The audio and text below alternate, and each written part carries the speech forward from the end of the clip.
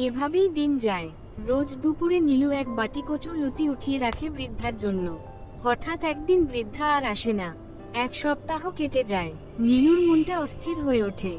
একদিন বিকেলে দরজায় কড়া নাড়ার শব্দ। নীলুর স্বামী দরজা খুলে দিল।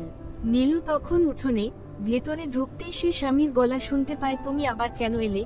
খুঁজতে খুঁজতে আমার বাড়ি পর্যন্ত বলেছি তো, এখানে তোমার কোনো জায়গা নেই।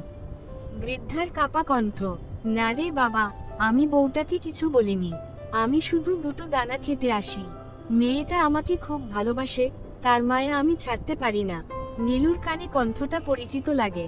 সে ভেতরে ঢুকতেই দৃশ্যটা তার হৃদয় ছিঁড়ে ফেলে। বৃদ্ধা বসে আছে, স্বামীর চোখ লাল। নীলুর বুকের ভেতরটা কাঁপতে থাকে।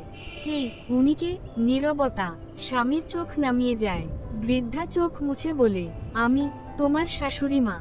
নীলুর চোখ ভিজে যায়। সে ধীরে, খুব ধীরে বলে, আমি আমার সন্তানকে এমন শিক্ষা দেব না যেখানে সে নিজের জন্মদাত্রীকে দেখে লজ্জা পায়। তুমি যদি তোমার মাকে গ্রহণ করতে লজ্জা পাও, তাহলে তুমি এই বাড়ি থেকে বেরিয়ে যাও। আমি আর আমার মা, আমরা ঠিক পেট চালিয়ে নিতে পারবো। বৃদ্ধা কাঁদতে থাকে। আর নীলু প্রথমবারের মতো তার মাকে সত্যিকারের জড়িয়ে ধরে।